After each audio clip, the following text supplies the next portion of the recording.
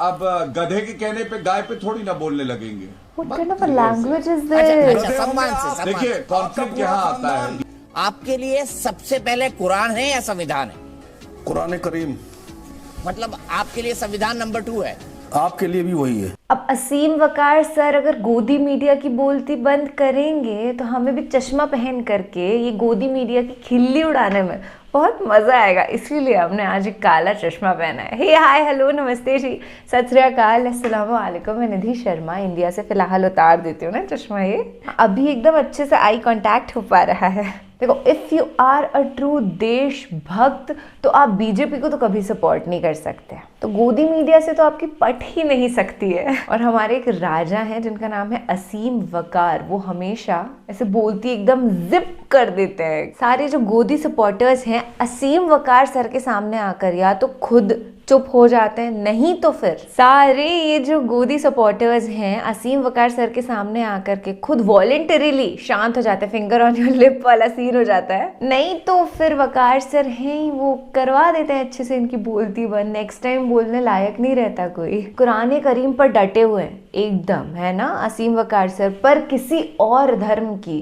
कभी अवहेलना नहीं करते। और यही होता है एक सच्चा इंसान। आप किसी को प्रेशराइज नहीं कर सकते हैं कि आप अल्लाहू अकबर बोलिए या जय श्री राम बोलिए, सबको यहाँ पे टोटल फ्रीडम है अपने हिसाब से अपनी धार्मिक मान्यताओं को फॉलो करने का। तो कभी भी किसी से डरने की घबराने की जरूरत नहीं है। नेक अमाल करिए और एकदम कॉन्फिडेंट रहिए। अब गधे के कहने पे गाय पे थोड़ी ना बोलने लगेंगे। लैंग्वेज इज अच्छा, सम्मान से देखिए कॉन्फ्लिक्ट यहाँ आता है दीपक भाई, मैं आपको सम्मान से मैं दोनों से रिक्वेस्ट कर रहा हूँ, गौरव भाई अतीक भाई दोनों से। आप बीच में बोलेंगे तो मैं ऐसे ही मिनट में ठीक कर दूंगा, तीसरा मिनट नहीं लगेगा। अच्छा अतीक भाई मैंने प्लीज कहा आपसे प्लीज कह रहा हूँ अपनी औकात के अंदर। हेलो दोस्तों, स्वागत है आपका हमारी इस नई वीडियो में। गोदी मीडिया ने आसिम वकार से पूछे यूसीसी के बारे में 3 सवाल। वो सवाल क्या है हम आपको बाद में सुनाएंगे। पहले हम आपको बताएंगे जब गौरव भाटिया से यूसीसी के बारे में सवाल पूछा तो वो सिर्फ मुसलमानों की ही बात कर रहे थे। ऐसा लगता है जैसे यूसीसी सिर्फ मुसलमानों के लिए ही लाया जा रहा है। आप लोग खुद ही सुन लीजिए और इस पर आपकी राय क्या है हमें कमेंट करके जरूर बताना। जरूर। चलो भाई देखो अब मैं क्या करता हूँ। संविधान में जब लिखा हुआ है कि आना चाहिए तो आप क्यों कहते हैं नहीं आना चाहिए? क्या आप संविधान को सर्वोपरि नहीं मानते? अगर एक औरत को आप कहते हैं कि वो 3 और औरतें के साथ रहे और शौहर एक होगा, उनके यहाँ पे कोई कहे कि भाई 3 और शौहर तुम्हारे साथ रहेंगे एक छत के नीचे, तो क्या ये तैयार होंगे कि एक बीवी और 3 शौहर इनके साथ और एक छत के नीचे रहे? उसके अलावा जब जायदाद का बंटवारा होता है तो ऐसा क्यों है कि अगर कोई पुरुष हो और महिला हो उसके अलग अलग हिस्से बने? मैं समझता हूं समानता का अधिकार है। जैसे ट्रिपल तलाक को अपराध बनाया तो मुस्लिम महिला बड़ी खुश थी, लेकिन जो मुसलमानों को वोट समझ के ठेकेदारी करते हैं वो लोग नहीं खुश थे। ऐसे ही यूनिफॉर्म सिविल कोड। अब सुनिए पहला सवाल। असीम वकार जी मेरा सीधा सवाल आपसे है, आपके लिए सबसे पहले कुरान है या संविधान है? कुरान करीम। मतलब आपके लिए संविधान नंबर 2 है? आपके लिए भी वही है। नहीं ना, मेरे लिए नहीं है। मेरे लिए संविधान नंबर 1 है सर, लेकिन मेरे लिए संविधान नंबर 1 है। और जो मेरी आस्था है वो आस्था है, क्योंकि मैं संविधान के सभी प्रावधानों को मानता हूँ। मुझे बोलने तो दीजिए जी। देखिए आपने मुझे बुलाया है हम लोग की बात सुनने के लिए, हम आपका भाषण सुनने नहीं आए हैं। जिस देश में इंसानों में ही फर्क किया जाता है कि तुम ऊंची जाति के और ये नीची जाति के, ये मध्यम जाति के, ये आदिवासी और फलां, आप समान नागरिक कानून की बात करते हैं। जो मनुस्मृति में वर्ण है 4, ब्राह्मण, क्षत्रिय, वैश्य और शूद्र, इसमें से आपका वर्ण कौन सा है? आपके लिए खाली नहीं, ये पूरे देश के लिए, कि जहां पर जातियों के हिसाब से काम बांटे गए हों, जहां के ऊपर नाली साफ करने के लिए एक अलग तरीके के लोगों को इकट्ठा किया गया हो, अलग तरीके के लोग रखे गए हों, जहां पर हुकूमत करने के लिए अलग तरीके के लोग हों, वहां आप समान नागरिक संहिता की बात कर रहे हैं। मैंने पूछ लिया, बाकी सबसे सवाल है 370 हटा दी, 371 ए हिमाचल में आपने धारा लगा रखी है, अरुणाचल में लगा रखी है, नागालैंड में, मिजोरम में, मेघालय में, असम में। अगर कश्मीर में जमीन नहीं खरीद सकते थे तो आप अपनी दुकान और प्लाट और मकान अरुणाचल में भी नहीं खरीद सकते हैं। नागालैंड में भी नहीं खरीद सकते। अरे सर आपने कह मिजोरम दिया ना में भी नहीं आपके लिए खरीद सकते। कुरान ऊपर है, तो फिर ये बातें मैं क्यों पूछ कर रहे हैं रहा हूं कि आप? हटाएंगे नहीं हटाएंगे? समझ रहे हैं ना आप? अब सुनिए दूसरा सवाल। क्या आप लोग इसका विरोध इसलिए कर रहे हैं क्योंकि मुसलमान अपनी एक अलग पॉलिटिकल आइडेंटिटी बनाना चाहते हैं, वो समान कानून के साथ नहीं रह सकते, उनको अपना प्रिविलेज चाहिए ही चाहिए? क्या बहरा है तू? मैं जो बोलता हूं उसको बहुत गौर से सुनिएगा, और मैं सबसे बोलता हूं कि अगर आपको लगता है कि मैंने गलत बात बोली तो मैं गुनहगार हूं, मुझे आप लोग जो सजा देना चाहें दे सकते हैं। मैंने ये नहीं कहा कि मैं संविधान पे विश्वास नहीं रखता, मैंने ये कहा, आपने पूछा पहले, क्योंकि मैं मुसलमान हूं, पहले हमारे लिए हमारा कुरान है। बात होगी समान कानून की, नागरिक संहिता की, यूसीसी की, तो बातें खड़ी होंगी। क्या ये यूसीसी सिर्फ मुसलमानों के लिए बना रहे हैं या मुसलमानों की सिर्फ 4 शादी के लिए बना रहे हैं? या तो पहले डिक्लेयर कीजिए कि ये यूसीसी सिर्फ मुसलमानों के लिए बन रहा है, मुसलमानों के 4 शादियों के लिए बन रहा है, बाकी को इसमें नहीं लाया जाएगा, या तो ये क्लियर कर दीजिए। बहुत से मेट्रोपॉलिटन शहर ऐसे हैं जहां पर जो गलत काम करने वाली औरतें होती हैं उनको लाइसेंस दिया जाता है, जिस्म बेचने वाली औरतों को लाइसेंस दिया जाता है। वो जिस्म किसको बेचती हैं? पुरुषों को बेचती हैं। वो कौन पुरुष होते हैं? जो शादीशुदा भी होते हैं, गैर शादीशुदा भी होते हैं। उनके पास जाते हैं, उनको पैसा देते हैं, उनसे उनके साथ जो भी करते हूं। अब मैं आपसे पूछ रहा हूं कि एक होता है 4 शादी, 3 शादी, 2 शादी, एक होता है कि महीने में 30 दिन है और 30 नई नई महिलाओं के साथ जाके आप अवैध संबंध बना रहे हैं। गजब बात करते हैं, मतलब तो आप क्या होता होगा अब मुझे समझ नहीं आता है कि समझ नहीं आता सिर्फ वकार जी, इसका यूसीसी से क्या लेना देना? सुनिए सर, अभी ये हिंदू भी करता होगा, मुसलमान भी करता होगा, सिख भी करता होगा, उसकी मर्जी भाई। मैं आपसे कह तो रहा हूं, आपसे शादी पे आपको एतराज, आप रोज कह रहे नहीं वहां जाओ, नहीं वहां जाओ। अच्छा हमारे देश में, इसी देश में एक कानून बनाया गया, मर्द मर्द से मोहब्बत कर सकता है, उससे संबंध रख सकता है शारीरिक। हमारे क्या अवैध है? हम आपका कानून मान लेंगे? बिल्कुल भी नहीं मानेंगे। आपको पसंद है दुबे जी, आप करिए मर्द मर्द मोहब्बत। हमारी क्या हराम है? हम नहीं मानते। हमारी क्या इसको गुनाह माना जाता है? तीसरा और आखिरी सवाल। ये कुरान और संविधान के बीच कॉन्फ्लिक्ट क्यों पैदा किया जाता है? क्या सिर्फ ओनली आपकी पार्टी, चूंकि मुस्लिमीन इसका नाम है, मुसलमानों के वोट चाहती है इसलिए? हाँ बेटा, लगता है तुम गू खा के ही मानोगे। कुरान को पहले समझिए, और समझिए अक्लमंदों से जिनको कुरान खुद आता हो। कुरान में रसूल अल्लाह ने हम लोग को यह हदीस दी, हमारे रसूल पैगंबर मोहम्मद सल्लल्लाहु अलैहि वसल्लम ने कहा, हुब्बुल वतनी व मिनल ईमान, वतन से मोहब्बत और वफादारी तुम्हारा आधा ईमान है।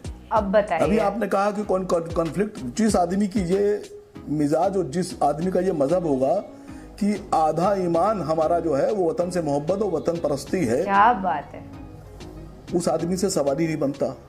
दूसरी बात, मैं आपसे साफ साफ बोल रहा हूं, क्या 4 शादी के लिए ही कानून आ रहा है? अगर आ रहा है तो भी वैसी बात करूं। देखिए, आपने कहा यूसीसी, मैं बहुत साफ साफ पूछ रहा हूं कि हरियाणा में आप गाय पे आदमी मार डालेंगे और गोवा में आपकी माँ को बीजेपी की सरकार में काट के खाया जाएगा। एग्जैक्टली यार, दिस इज। क्या ये यूसीसी में लाएंगे आप? गोवा में प्रतिबंधित करेंगे, नॉर्थ ईस्ट में प्रतिबंधित करेंगे गाय?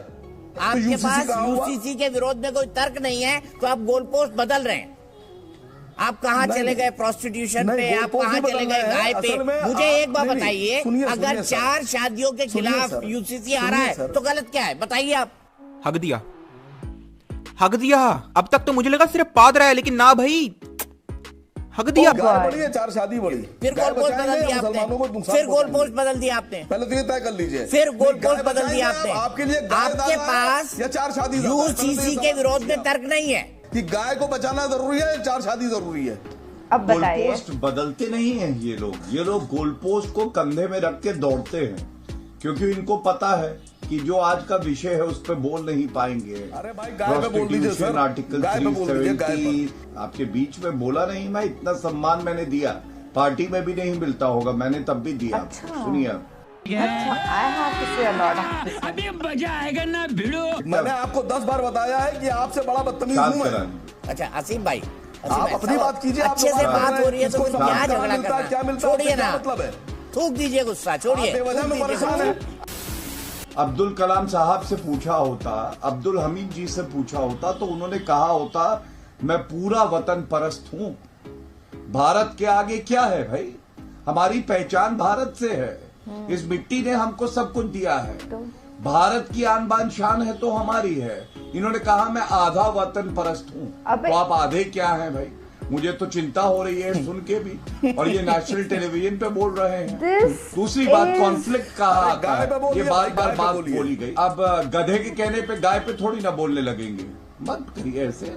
ये अच्छा सम्मान से देखिए कॉन्फ्लिक्ट यहाँ आता है दीपक भाई, मैं आपको सम्मान से मैं दोनों से रिक्वेस्ट कर रहा हूँ, गौरव भाई, अतीक भाई, दोनों से। आप बीच में बोलेंगे तो मैं ऐसे ही मिनट में ठीक कर दूंगा, तीसरा मिनट नहीं लगेगा। अच्छा आतिक भाई ऐसी लैंग्वेज नहीं, प्लीज मैं बोल रहा हूँ, प्लीज गौरव जी से भी मैंने प्लीज कहा, प्लीज कह रहा हूँ। अपनी औकात के अंदर बदतमीजी बिल्कुल बर्दाश्त नहीं है, बिल्कुल बर्दाश्त नहीं है।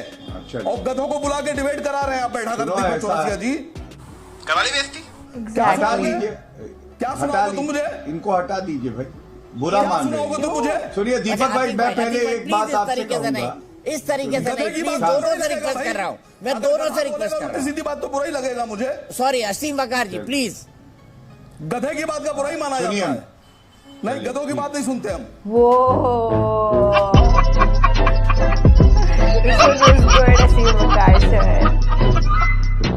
देखिए भारत हमारा एक ऐसा देश है जहाँ पे भिन्न भिन्न प्रकार के रिलीजन है। अभी 4 शादी की ये बात कर रहे हैं। हमारे घर के बगल में एक राजपूत फैमिली रहती थी, उनके अंकल की 3 वाइफ्स थी। मम्मी कसम आई एम टेलिंग यू, वो तीनों वाइफ साथ में रहती थी और फिर एक जो सबसे बड़ी वाली वाइफ थी उनकी डेथ हो गई थी, तो फिर बाकी की 2 वाइफ साथ में रहती थी और उनके सबके बच्चे एक साथ रहते थे। तो it was a very happy family, कोई एक्स्ट्रा मैरिटल अफेयर्स वाला सिस्टम नहीं था उनके। और देश की भिन्न भिन्न संस्कृतियों को एक्सेप्ट करना चाहिए। वो वॉयलेंस तो फैला ही नहीं रहे हैं ना, वो अपने प्यार चैन शांति अमन से सुख चैन से जी रहे हैं, तो आपको क्या दिक्कत है उसके अंदर? और जब इन्होंने गाय माता का मुद्दा उठाया उस पर तो किसी ने कोई कुछ बोला ही नहीं। जो बीफ के एक्सपोर्टर्स नहीं भी होता है ना मुसलमान, जैसे कि जुनैद और नासिर भाईजान, वेरी रिसेंट वन यार, हमारे राजस्थान का ही किस्सा है। मैं जयपुर में रहती हूँ, इतना बुरा लगा है, इतना रोए। हमारी ही नहीं फैमिली बल्कि अड़ोस पड़ोस के जितने भी लोग थे सब दुखी थे कि यार ये क्या हो रहा है देश के अंदर। दिस इज मानवता के, इंसानियत के बिल्कुल विरुद्ध है, खिलाफ है। पर ये बीजेपी आरएसएस वाले ना, हिंदुत्व की जो आइडियोलॉजी है, बहुत अच्छा होता है हिंदुत्व, ऐसा बिल्कुल नहीं होता, ये सूडो है, फॉल्स हिंदुत्व फैलाने की कोशिश कर रहे हैं। आप समझ रहे हैं, लोगों के अंदर कट्टरवाद उत्पन्न करके किसी एक धर्म के खिलाफ नफरतें पैदा करके ये लोग डिवाइड एंड रूल करना चाह रहे हैं। पर मैं सही बताऊं ना, तो ज्यादातर जो पॉपुलेशन है इंडिया की, उनके दिलों में इतना प्यार है कि वो ऐसे एकदम से डिवाइड नहीं हो सकते। क्योंकि अगर मैं पर्सनली मेरी फैमिली को एज एन एग्जाम्पल लेकर के चलूँ तो मैं सनातन धर्म से बिलोंग करती हूँ। मेरे दादाजी दादी जी everyone have had a Muslim friend, not even a Muslim friend. बहुत सारे मुसलमान दोस्त हुआ करते थे। ऑब्वियसली मेरे तो हैं ही हैं, मेरे तो बहुत सारे मुस्लिम फ्रेंड्स हैं। कुछ लोगों को लगता है मैं मुसलमान ही हूँ और मुझे कोई दिक्कत नहीं है उसके अंदर, क्योंकि सब इंसान एक ही जैसे होते हैं। और इस पूरे वीडियो के दौरान आपने नोटिस किया होगा कि जानबूझ करके ये लोग बार बार कुरान शरीफ को लेकर के आ रहे थे बीच में। असीम वकार सर को एक मुस्लिम प्रवक्ता के तौर पे इन्होंने बिठा दिया और ये चाह रहे थे कि डिफेम करें ये इस्लाम को। पर इतना तो ऑब्जर्व कर ही लिया होगा कि अगर तहजीब व अदब किसी में नहीं थी तो वो बीजेपी के प्रवक्ताओं में नहीं थी। AIMIM के all India Majlise Ittehadul Muslimeen party के असीम वकार सर तो बहुत अदबी तौर तरीके से बोल रहे थे। आप किसी को बदतमीजी से प्रोवोक करने की कोशिश करेंगे तो सामने वाला आपको रिवर्ट तो करेगा, काउंटर रिप्लाई तो देता ही है ना इंसान, नहीं तो सुनता चला जाएगा। सुनना क्यों है? मुझे खुशी होती है असीम वकार सर जैसे प्रवक्ता को देख करके। He so confident on his side and I hope India के अंदर ऐसे और पॉलिटिशियंस हों जो रिलीजन की बात ना करें बल्कि पॉलिटिक्स की असल मायने में बात करें, जो बेरोजगारी देश के अंदर है, भुखमरी भी देश के अंदर है। एक बार ना बड़े शहरों की सड़कों पर निकल के देखना कि कैसे कितने सारे बच्चे स्लम्स के अंदर रहते हैं, उनके पास रहने के लिए जगह भी नहीं है, खाने को खाना भी नहीं है। अगर हो सके तो मदद करना, सैटरडे संडे जब भी टाइम मिले एटलीस्ट थोड़ा बहुत जितना भी आप कर सके उन बच्चों को खाना खिला सकें, अगर वॉलंटियर करके उनको एजुकेट कर सके तो वो करिएगा। I do it. इंशाअल्लाह एक दिन भारत से हम लोग ऐसे छोटा योगदान भी करेंगे तो कोई ना कोई तो हम में से ऐसा महान होगा ना जो बहुत बड़े लेवल, मैसिव लेवल पे ले जा कर के देश के अंदर से गरीबी गायब करते। तो ये है देश का असली मुद्दा, ना कि हिंदू मुस्लिम। अपना और अपने पूरे परिवार का ख्याल रखिएगा, महफूज रहिएगा। देश के अंदर काफ़ी दहशतगर्द लोग भी हैं, तो गलत डिबेट्स के अंदर किसी के साथ कभी पड़ना नहीं है। हमेशा खुश रहना दोस्त, क्योंकि तुम खुशी डिज़र्व करते हो, क्योंकि तुम प्यार करना जानते हो, और इस प्यार के पैगाम को दुनिया भर में फैलाना। अल्लाह हाफिज़।